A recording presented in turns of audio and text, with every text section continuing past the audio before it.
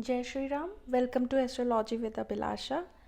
Today I am picking up a topic of childbirth and how to check fertility in an horoscope. Also, we will talk about timing of having a child in your life. Now, there are several parameters which have to be checked to ascertain that if progeny is promised in an horoscope or not.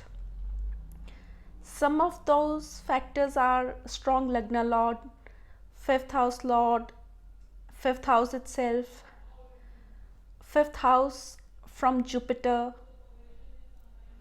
dispositor of fifth Lord, A5 according to Gemini, ninth house, ninth Lord in case of female horoscopes, in-depth study of the D9 and the D7 chart, and also the relation between Lagna Lord of D1 and D7, etc.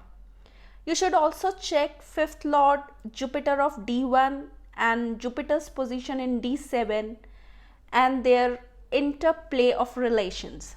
These are several parameters which have to be checked in order to ascertain a promise of child in a couple's life. But beside these long ongoing process, what are some short quick methods to check if there is a promise of child in a couple's life or not? For that, we have to check few other parameters which are very quick and easy to check. By just a click of a button, you can check that. And then there is a very accurate method to time the event of childbirth by transit. All right, so we'll be discussing about these few methods. So first, start with Bija Sputa and Kshetra Sputa in an horoscope. Now, Bija Sputa is always considered for a male horoscope, should be checked in male horoscope, and Kshetra Sputa should always be checked in a female horoscope. You can have this already calculated in Jagannath Hora. Otherwise, it is also possible to calculate it manually. But in today's time, where we have software at our disposition, it's okay to use them. Now, strong and well placed Bija Sputa and Kshetra Sputa in respective horoscopes of male and female indicates good prospects of progeny.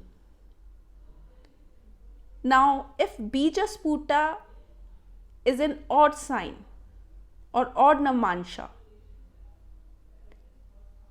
then it promises birth of child in a male horoscope. In a female horoscope, Kshetra Sputa in an even sign, even Namansha is good for childbearing capacity. But if this is afflicted, like if Bija Sputa falls in the ninth house, it shows less chances of having a child. Similarly, if Kshetra Sputa falls in the fifth house, it shows high chances of miscarriage, even after repeated efforts. Similarly, malefic in fifth from Bija Sputa and ninth from Kshetra Sputa makes them weak in order to give result to the native. There are several other combinations also which indicates no chances of child or no progeny. When your Bij Sput in even sign and even Namansha and Kshetra Sput is an odd sign and odd Namansha, this indicates very few or very sleek chances of having a child, or rather should I say, this shows barrenness. Bijsput or Kshetrsput in malefic signs indicates difficulty in progeny, which means you will have to seek medical intervention.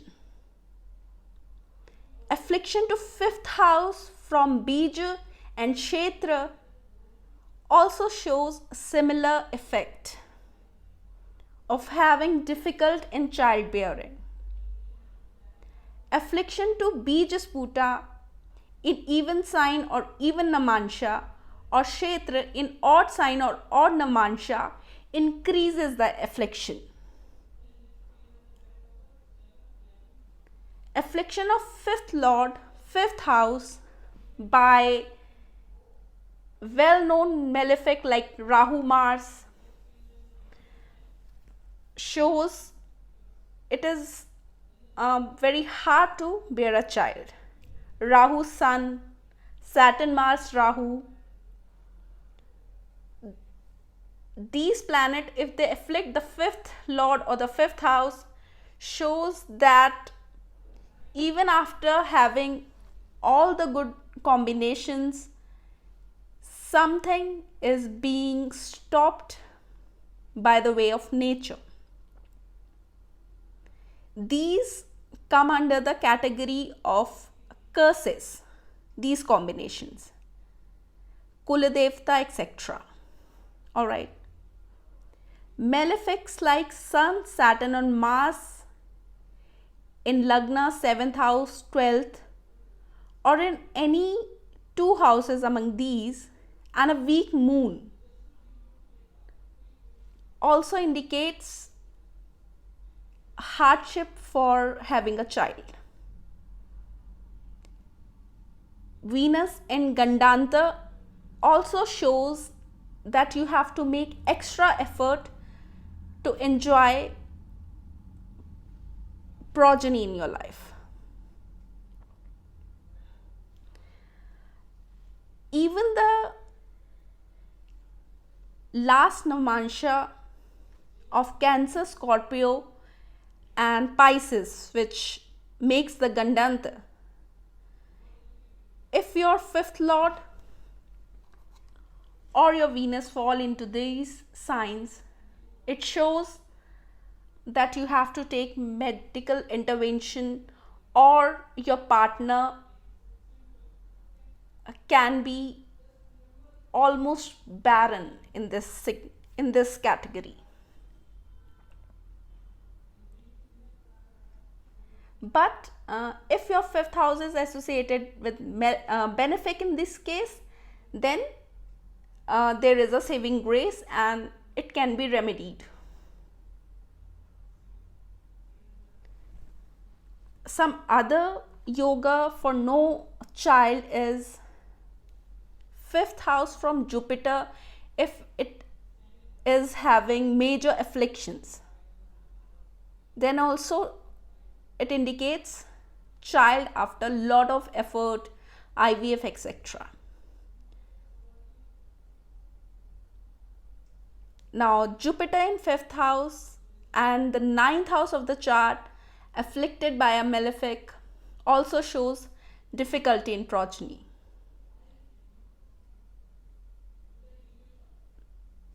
Saturn and Mars conjunct in ninth house or 10th house. Mandi in fifth house. These are some sure shot, and also the dispositor of Mandi in fifth house or seventh house shows hard time to fructify the event of progeny. So these are the afflictions which has to be seen, and also how we can see if the male and the female chart are fertile enough, that I told you in the start itself, by the way of Bijsput and Kshetrasput. Now for timing of childbirth, there is a method which I have seen working very well, which I am going to share with you guys. It's seeing the Putra Sahem. It is easily available in Jehora. If Jupiter transit over Putra Sahem, this indicates birth of a child. Transit of Jupiter is very crucial for all the events to happen in your life which are related to expansion. So you have to check this. That is all for this video. I hope this will help you out. I know many of you asked me to apply it on a example chart and then post the video, but right now due to some constraint I cannot do that. But in coming future videos I will surely explain you with the help of a chart techniques which are much more difficult to understand otherwise. Alright, that is all from my side for today. Jai Shri Ram. Have a good day.